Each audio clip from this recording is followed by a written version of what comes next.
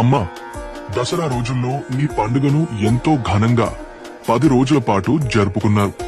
కాని ఇప్పుడు ఈ కార్తీకం నెలంతా శివుడి పేరు మార్మోగిపోతుంది. ఏమిటమ్మా ఈ పండుగలోని అంత స్పెషాలిటీ? బిడ్డా, ఇది సాధారణమైన నెల కాదు. కార్తీకం ఒక పవిత్రమైన కాలం. ఈ నెలలో వెలిగే ప్రతి దీపం ఒక దైవిక జ్యోతిలాంటిది.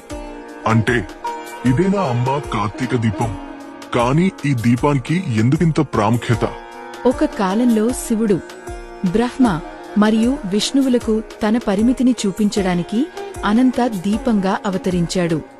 ఆ జ్యోతి అంతంలేనిదని అందరూ గ్రహించారు.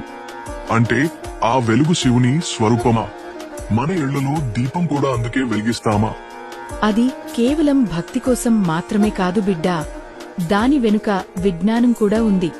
చలికాలం మొదలయ్యే ఈ రోజుల్లో నూనె లేదా నెయ్యి దీపాలను వెలిగిస్తే ఇంటిలోని వాతావరణం స్వచ్ఛంగా ఉంటుంది.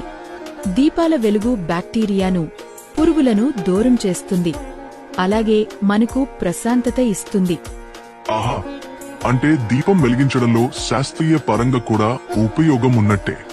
ఇంకొక సందేహం, ఈ దీపంలో ఉన్న వత్తి, నూనెకు అర్థం ఏమైనా ఉందా అమ్మా? వత్తి అంటే మనలోని అహంకారం, నూనె అంటే మనలోని లోపాలుగా భావించి దీపం వెలిగిస్తే ఆ అగ్నిలోని మన అహంకారం మరియు లోపాలు దహనమే. మనలోని చీకటిని తొలగించడమే ఈ దీపారాధన యొక్క ఉద్దేశ్యం. చాలా బాగుంది. ఎంతో అర్థవంతమైన పండుగ ఇది. నేను కూడా దీపం వెలిగిస్తాను. నాకు మీరు సహాయం చేయండి. సరే నా వీరసింహమా, తప్పకుండా సహాయం చేస్తాను. నీవు వెలిగించిన దీపం చూస్తే స్వయంగా ఆ మహాశివుడు ఎంతో సంతోషిస్తాడు.